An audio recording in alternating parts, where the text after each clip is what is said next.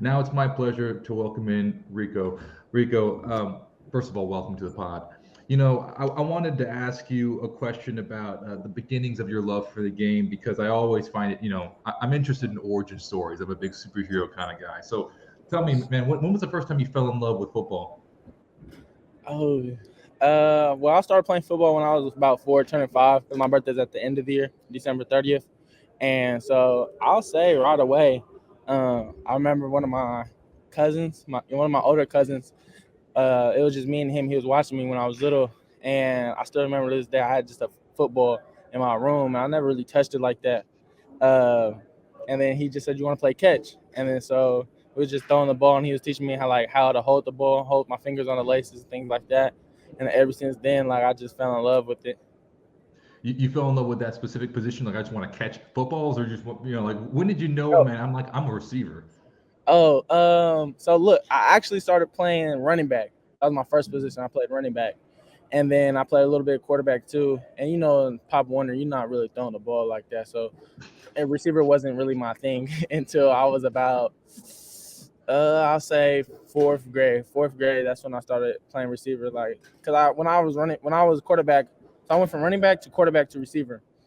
And so when Mm-hmm. I turned into a quarterback, like I didn't have receivers to catch the ball until like later, like probably my last year playing quarterback.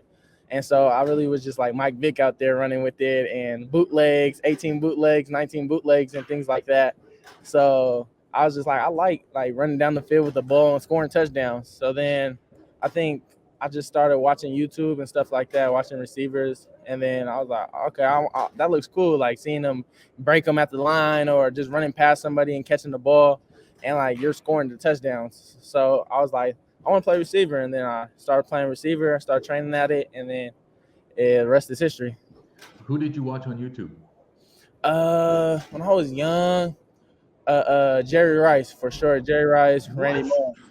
Yeah, You went straight to the legends? Wow, okay. yeah. Wow. What did you learn from Jerry and what did you learn from Randy? Because I mean those two guys I studied a great deal as well.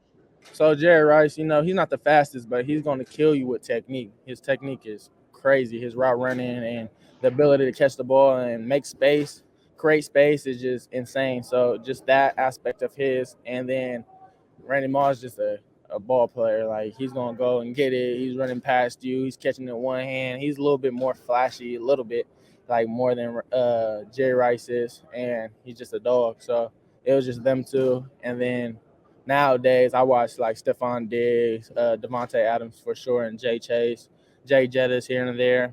But I'll say Devontae Adams, Jay Chase, and Stephon.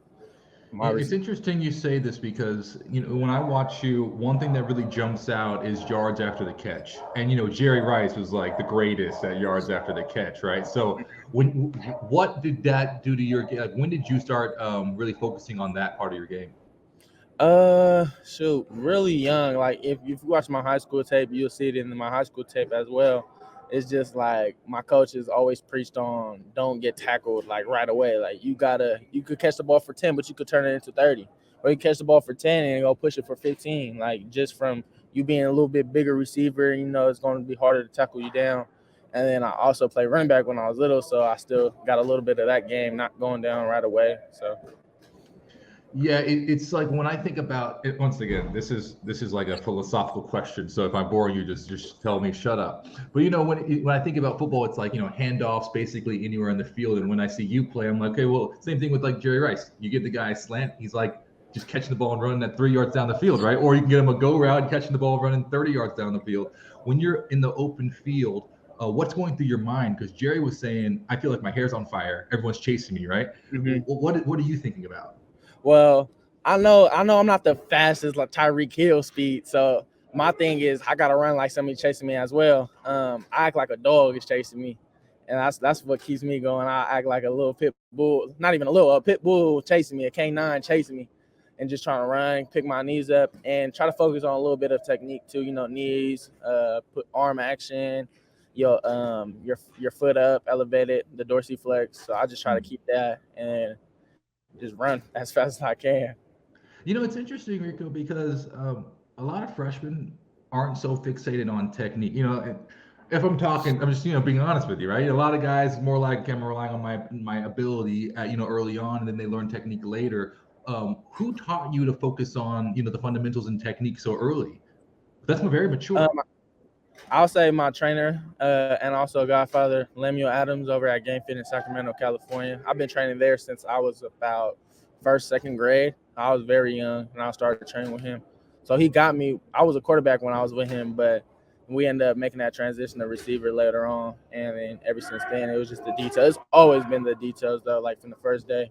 I remember my first training session ever. Like, my mom brought me in, and I had some shorts on, some Jordans on, because it was like a gym. And he broke me off because it was just the detail. So he had me doing a whole bunch of things over and over and over. I only lasted about like 20 minutes, and the session's an hour. Only lasted 20 minutes. It was crazy. Wow, yeah. I mean, when I hear the guys that you watch, obviously like a Devontae Adams, you're talking about technique off the line, like he basically changed the release in the modern era. So when you think about training, especially in discipline with the receiver position, what comes to mind? What does that word discipline mean to you? You just got to understand what's going on around you, and you can't just focus about you. I feel like now when you get to higher levels of the game of playing receivers, you got to know ins and outs of everything going around you.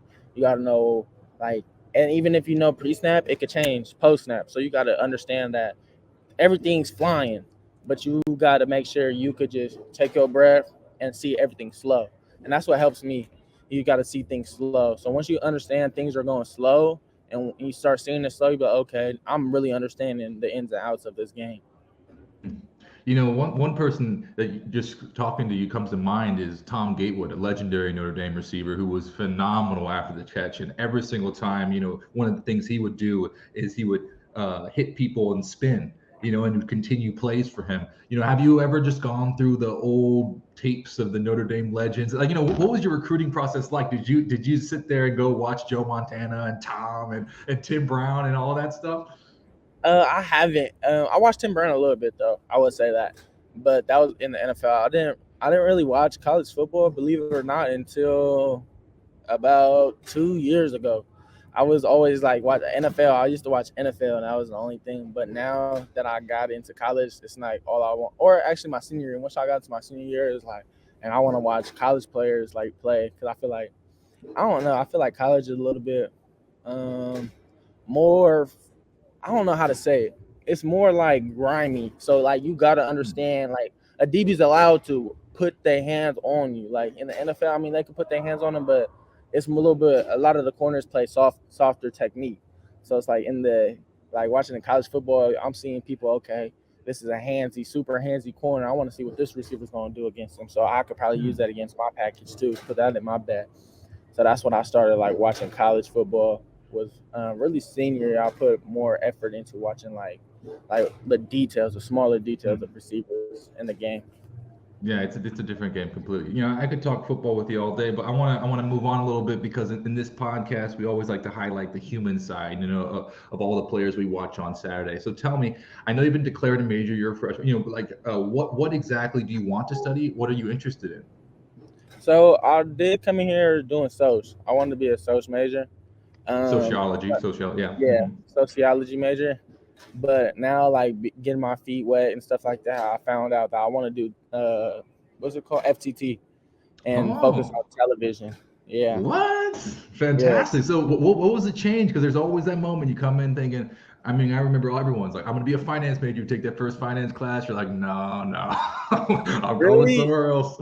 Really, to be honest, it was like hearing everybody talk about sociology. Like I'd ask questions, and it's like the real of it is that you can't do a lot with that's just soc major. Like you have to get a PhD in it or like to really do something with that major. So I'm like, I don't want to be a doctor. I don't want to get a doctorate in sociology. So I was like, FTT fits me more, and I like being on like broadcast or like having my face on television. I feel like I'm a good talker, and I feel like I got the face for it. So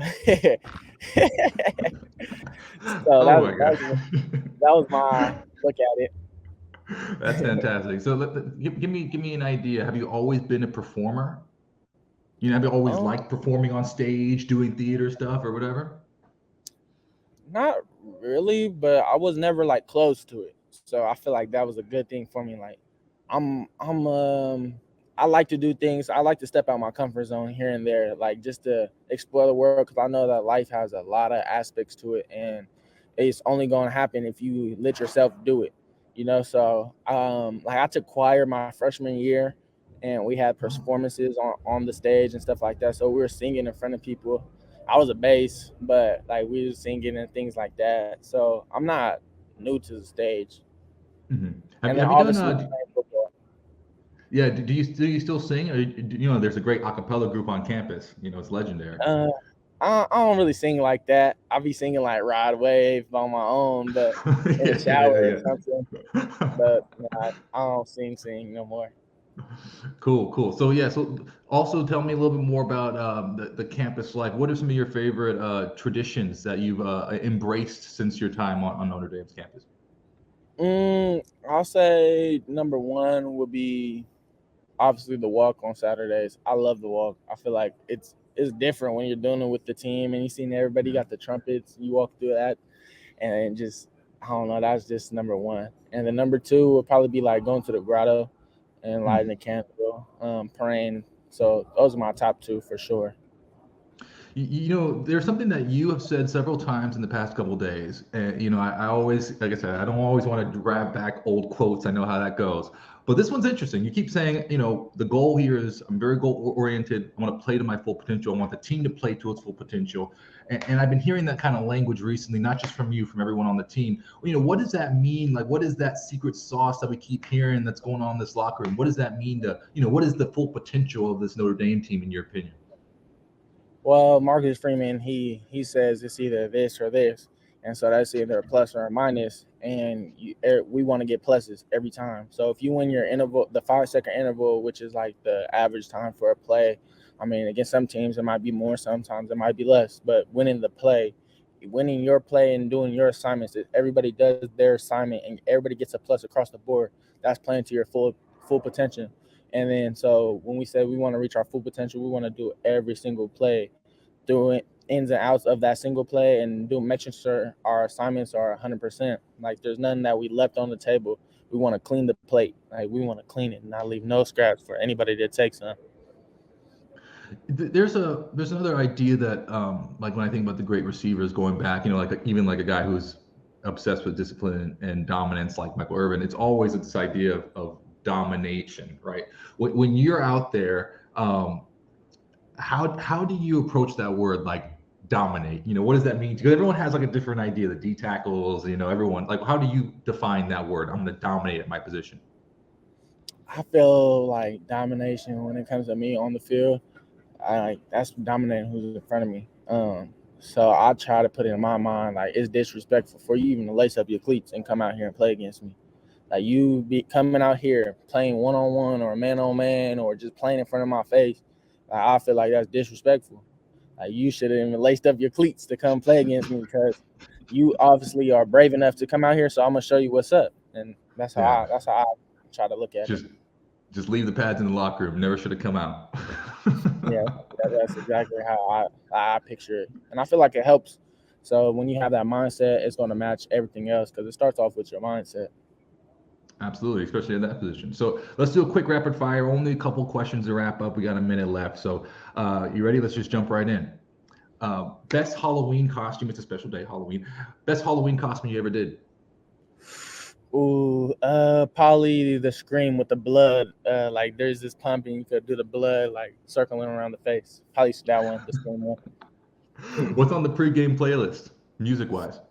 Lil Bean, Rod Wave, D-Steez, Briz. What else? What else? What else? What else? That's off the top of Lil Rome. Um, that's probably about it off the top What, of my what head. what's the first sporting event you ever attended? Um, foot, football, football. Do you I remember think like what it was, NFL or something? uh No, it was a high school game. It was a high school game. And they Gotcha. were so big when I was little. I was like, dang, like they're out there running heck of fast and they're so big, tackling, stuff like that. So it made me want to go play high school too. And the last question is, what was your first impression of Notre Dame when you visited? Beautiful. That's the best way to describe it. Just beautiful and just took my breath away. I fell in love with Notre Dame right away. Hmm. Well, Rico, it's a pleasure talking to you. I'm so excited to hear how you geek out about technique. Love that. So I can't wait to watch you and cheer you on this weekend, man. Best of luck to you. Thank you.